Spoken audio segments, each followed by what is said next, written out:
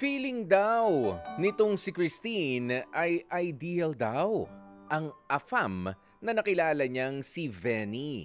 Pero feeling daw niya yun. Feeling daw lang pala yun. Mali pala. Papaano ba naman kapatid matapos daw na mabuntis ng Black American na si Venny ay nagbago na raw ang pagtrato nito sa ating mga kausap na si Christine. Yan nga po ay matapos siyang umpisang ikumpara sa ibang mga chicks at mga nagagandahang mga babae. At ang ending, bumababa tuloy ang level of confidence naman nitong si Christine. At ang masaklap pa, kahit daw magkasama pa rin sila sa isang bubong ay may itinatago pa raw na ibang babae itong si Venny. Huwag na nga natin patagalin pa, kausapin na natin itong si Christine. Christine, magandang tanghali sa'yo. Hello po, magandang tanghali po. Oo, Christine, saan mo ba nakilala itong si Venny? Nakilala ko po siya dito lang po sa province. Isa po siyang turista tapos napadpad siya sa province.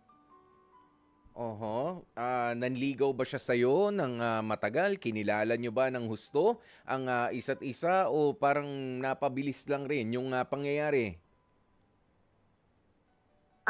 Napabilis lang po yung pangyayari kasi that time po nag-aaral ako. I was 20 years old po nung nakilala ko siya and siguro sa kasilanan po na lumaki akong walang tatay, so naghahangad ako na para ng lalaking magmamahal sa akin. So, at parang pag kasi, a farmer, foreigner, feeling natin mabubuhay tayo nito. So, yun yung mali na nagawa ko is sumama ako sa kanya sa Thailand kasi doon may bahay siya. So, ibig sabihin, na in love ka naman dito ba sa lalaking ito o ginamit mo na lang din yung pagkakataon na merong tutulong sa'yo, mag-finance sa studies mo? Na-in-love po ako sa kanya kasi po, first boyfriend ko po siya. Galing po akong orphanage, bahay, orphanage, kulang po ang buhay ko. So, wala akong time mag-boyfriend. Ayun, mabait naman siya nung simula, malambing, mapagmahal. Di po humingi ng pera sa kanya. Siya na po mismo yung nagbibigay. Pero, yun nga po, na-in-love na nga po dahil sa kabaitan ng Yes. At sabi mo nga maganda naman talaga yung intensyon nung una. Hindi naman ito yung mga mabilisan lamang at mga temporary lang na mga pakikipagrelasyon. Totoo. Oo, ang ininvest nyo rin para sa isa't isa. Nga lang, ikaw ba ay buntis pa rin magpasa hanggang ngayon, Christine? Kakapanganak ko lang po 2 months ago. Oy, congratulations. Ano ba? Baby girl, baby boy? Baby girl po. Oo, basta healthy yung bata, 'di ba? Healthy naman. Opo. Kayo mag-ina. Opo. Okay. Opo. Okay. Ang problema, itong sabi mo, si Venny ay nag-uumpisa na merong tumitingin sa ibang mga chicks. Ano ba? Nakikita mo na nag-chick siya? Nakikipagrelasyon ba talaga sa iba? O baka naman din ito ay mga duda lang rin, Christine? Nung nasa Thailand po kami, may sinabi po siya na secretary niya ako, kasama namin sa bahay niya. And then, po, nahuli ko na may nangyari sa kanila, tapos umuwi ako ng Pinas. Sinundan niya ako dito kasi nga nabuntis na ako sa first born namin. Tapos, makikita ko talaga na may mga babae siya, pinapaalam niya sa akin. Like, honest po siya na nang babae siya. So, ganun po. So, straightforward, sinasabi sa'yo na, meron akong karelasyon, meron akong iuuwi sa tinitigilan ko sa Thailand yan. Opo. Tama ba? As long as daw po na magsusuporta siya, dapat okay lang daw sa akin, pero ganun, bawal akong mag-move on, bawal akong humanap ng iba kasi nga, sa kanya lang daw ako hit. Aba. Ganon. Kasi hindi po siya kontento sa pagbabago ng katawan ko pagkatapos kong mga anak po. At sinabi niya rin yan sa'yo ng diretsahan? Opo. Anong naramdaman mo naman? Hindi na lang, sige, wag na muna bilang isang karelasyon. Masakit yon definitely. And obviously, di ba, na masakit, nasabihan ka na, medyo hindi kita gusto dahil nag-iba yung katawan mo nung nagbuntis ka, di ba, binitbit mo yung baby natin. Pero para sa isang babae, nasabihan ka na, dito muna ako sa iba ha. Kasi medyo deformed o hindi ko gusto yung yung forma ng katawan mo eh. Anong naramdaman mo nun, Christine? Hindi ba para ka na lang gamit na medyo ayaw kita ngayon eh. Dito na muna ako sa mga ibang naman. Bago, ganyan. Po, ni bago, never ko po kasi na-experience yun. Sobrang sakit. Grabe po yung anxiety na idinulot sa akin, yung insecurities. I mean, tinitingnan ko yung katawan ko, alam ko na nagbago na, tapos sinabi niya pa yon, parang nakakapanghina na parang, saan to? Bakit niya sinabi to? Kasi nung nagsisimula pa lang kami, sabi niya, mahal na niya ako, walang magbabago, pero ayun nga, nagbago na yung katawan ko, doon na niya sinabi, hindi na siya masaya, hindi na siya kontento, kasi wala na daw yung spark, wala na daw yung wala na siyang makita sa akin na gusto niya sa mga babae. So, sobrang sakit. Pero, nakikita, tinaasikaso niya naman yung anak ninyo. Opo, pero umabot po kami sa punto po na nag-file ako ng kaso sa kanya kasi dumating ho sa sitwasyon na nagkapisikalan na po. Kasi ganun nga, nagsiselos ako. Parang, ang babae kasi pag nasasaktan, hindi ako tumatahimik eh. Sinasabi ko, masakit to. Ba't mo ginagawa sa akin to? Isinuko ko yung bagay na dapat sana ay, yung virginity kasi siya po yung nakauna sa akin. So parang sobrang sakit na insulting sa part ko na ganon. Tapos, yun na nga, wala na akong magawa kasi ayaw niya na. Pero inaalagaan niya naman yung mga bata. At minsan. Mga bata pala, ano? Opo, may 2 po kaming baby po. Pero, sige, puntahan muna natin yan yung bata. Legally, kayo ba ay kasal nitong si Venny? Hindi po. Hindi. Hindi mo ba naramdaman noon na parang ikaw ay nag-groom lamang at medyo you were really taken advantage of nitong si Venny dahil nga sabi mo galing ka sa orphanage, kumaga mag-isa kang lumalaban sa buhay, nag-aaral ka, nakilala mo siya, medyo sabihin mo nang na manipulate ka. Hindi mo ba yan nababalikan ngayon, Christine? O alam mo naman yung pagde-decide na noon or looking back, talagang medyo na-manipulate ka? Opo, yun na nga po. Na-manipulate niya po yung utak ko, yung gusto gawin sa buhay. Like, sinasabi, siya po kasi gusto niya, siya yung maglilid. O syempre, lalaki na respeto ko, sila po yung maglilid sa isang relasyon at kami mga babae ay sumusunod lamang sa utos ng mga lalaki. At yun na nga po, sinabi niya, bibigyan kita ng magandang buhay, pag-aaralin kita, so ganyan, until na why not grab the opportunity? I mean, mahal ko naman na eh. Yes. Pero, ang kaso, yun na nga po. Christine, ang kapalit naman ay wala kang boses. Hindi ka pwede magreklamo. Hindi ka pwedeng makipagrelasyon sa iba. Siya, sasabihin lang kung ano ang gusto niyang gawin. Hindi ba parang, that's really unfair. Diba? That's really unfair. Isa ka lang doon sa mga babae niya. Ha? Yes. Meron pa ba siyang anak sa iba? Meron siyang anak po sa US. He's 5 old already. Isa lang po yung anak niya, babae rin.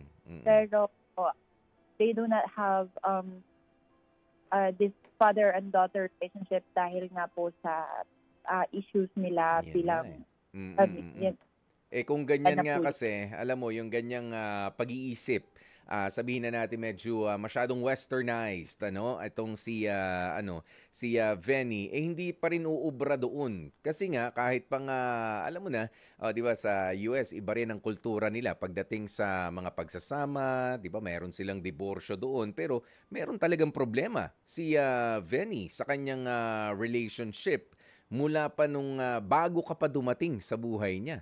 Kung ganyan, 'di ba, na wala silang maayos, hindi sound ang relationship niya with his daughter. Oh, syempre doon din sa former partner niya, ganun 'yan eh. Oo. Sa ngayon ba, Christine, sige, forward na tayo konti. Ano na ang sitwasyon ng relationship mo with Venny?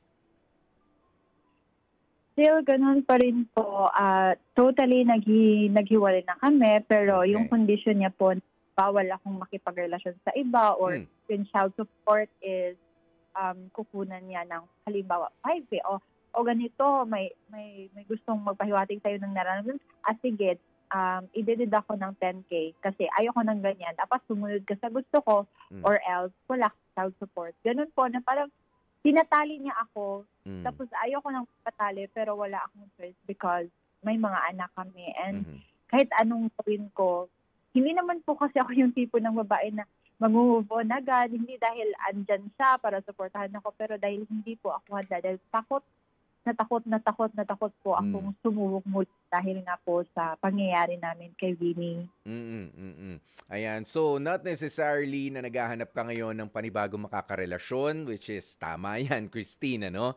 Yan na muna mga bata yung hanapin mo. Pero may sinabi ka kanina na child support. Ito ba ay naka-black and white yung pagpo-provide niya ng child support na yan?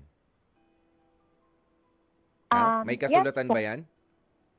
Yes po. Legally, dinulog ko na po to sa attorney ko and nung una po is yung sinuport niya is parang ito sapat na to kasi ganito ganyan. Tapos dinulog ko siya sa attorney, sinulat namin lahat ng mga pangailangan ng mga bata. Pinirmahan ba niya? Opo, yun po. Pero wala doon yung clause na kapag ka ikaw ay pumasok sa relationship, ay babawasan niya yun. Hindi naman kayo kasal eh. Di ba? Opo, yes. Naiintindihan ko yan. Like, ayaw niya po kasi na parang masasaktan yung ego niya. Totoo. Yun. As a virgin, nung nagkakilala kami, siya lang dapat kasi kapag ginawa kong mag-move on po is masasaktan yung ego niya, mawawala yung pride niya sa sarili niya na, siya yung yeah. Okay. Basta Christine, for now, ang pagiging do you consider yourself as a single mother na rin? Yes po. I'm proud of. Solo parent. Ayan. Sa pagiging solo parent mo, okay, nakatanggap kayo ng child support na meron pang actually parang merong demand itong hindi doon sa child support, si Vinny, na huwag ka makipagrelasyon sa iba. Hindi mo naman actually sinusunod. It's just that ang pagiging solo parent mo ay by choice. Malinaw yan? Yes po. By choice. At hindi ka natatakot na pumasok naman sa relationship in the future.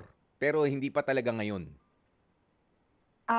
22 years old pa po. Ayun nga, ang bata mo pa. 2 na anak ninyo. Tapos ganyan kakomplikado yung napasok mong relasyon. Pero alam mo, eto maganda yung yung komento ni Trina Loresca mula sa Facebook natin. Sabi niya, Hi Christine, lahat ng mabilis na makukuha, mabilis ding mawawala. Minsan kasi nami-misconceptualize natin yung mga ka-relationship natin na AFAM. Lahat tayo ay dumadaan sa proseso. Dapat na mas makilala mo muna yung tao bago mo ibinigay sa kanya ang lahat. Hindi po kasi lahat ng AFAM ay family-oriented. Yan naman yung reaction niya. 'Di ba? Ikaw ba nag-agree doon sa medyo ang bilis kasi, 'di ba? Parang namadali, na fast track yung mga pangyayari. At eto na nga, ang problema ngayon. 2 children after. Ayan 2 kids after. Ayan na siya. si Venny, nagpakita na ng tunay na kulay talaga. Nag-agree ka naman dyan? Yes. Alam ko pong may mali ako kasi inisip ko lang na, mas save yung buhay ko kasi wala po akong parents sa orphanage po. So, by the time na mag-18 ako is dapat, marunong na akong tumayo sa sarili kong mga pa. Tapos, nung nakilala ko siya, 18, 19, I was like turning 19 that time. Parang sa akin na, why not try kasi wala pa akong experience and based kasi sa makikirinig ko pag AFAM, nag-workout talaga, bibigyan ka talaga ng magandang buhay, which is a wrong mindset. And I am sorry for that. Na yun yung mindset ko before. And now that I learned my lesson already po. Yun. At yan nga, sige, total inumpisahan mo na, Christine, ano ang gusto mong maging mensahe sa iba pa mga kababaihan, lalo na dito sa atin, sa bansa natin, sa mga nakikinig, sa mga makakapanood nitong episode na ito, no? Ano ang mensahe mo sa kanya? Well, nothing against doon sa mga foreigner na mga nakikilala natin. Meron naman din kasi talaga yung mga maayos. Pero ano ang dapat maging paalaala sa hindi lang sa mga Filipina, kahit sa mga Filipino, 'di ba? Sa mga kalalakihan din para sa pakikipagrelasyon. Kasi yung iba kapag ka Pinoy nanligaw, pinagtatagal, pero kapag ka AFAM ay, naku, saglit lang 'to. Yung iba, sabi nga ni Christine, inamin mo, 'di ba? Akala ko magiging madali yung buhay ko. 'Di ba? Naging masaya naman for a while.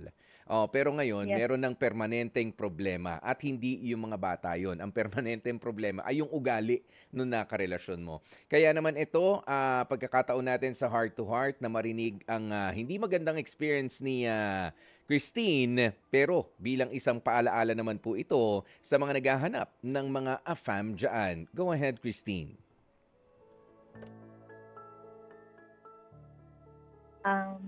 Know your partner so well for deciding to move forward with them, with her or him.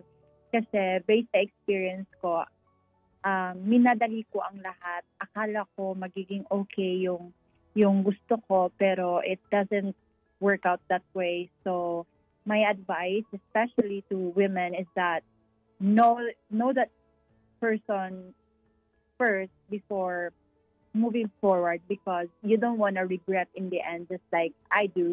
Hindi naman na nag-regret ako na may mga anak kami, but, napatigil ako sa pag-aaral. Supposedly, third year college na ako ngayon. Pero ngayon nga, because of the mistakes that I made in the past, I learned na choose wisely and wag madaliin ang lahat kasi it's a process, and pag hinadali mo, eto ang kalalabasan mo. So, that's it po. Thank you. Maraming salamat sa iyo, Christine. Ayan, isang malinaw na mensahe na ang pakikipagrelasyon ay hindi minamadali because haste makes waste. Masasayang ang panahon, masasayang ang oras, at kapag ka nga medyo minamalas-malas ka pa, may mga ibang tao pa. May mga ibang tao na madadamay pa. Katulad yan, may problema si Christine sa kanyang partner. Nga lang, may dalawa silang anak na nasa poder ni Christine ngayon. Di problema niya rin. Paglaki, nasan yung tatay ko? Bakit kayo magkahiwalay? Mag-e-explain pa yan. Kailangan ding problemahin niya ni Christine in the future. Christine, maraming salamat sa pagbabahagi ng parte ng buhay mong ito at nawa nga ay marami ang makapulot ng aral mula dito. Thank you, Christine. Thank you po. God bless. God bless you too. At syempre, dyan na nga po natin tatapusin ang ating H2H Confessions. Mga kapatid, dito tayo sa totoo. Dito na tayo sa True FM. Mag-subscribe at mag-follow na sa social media accounts at True Network PH sa FB, Instagram, X na dating Twitter, YouTube, TikTok, and podcasts.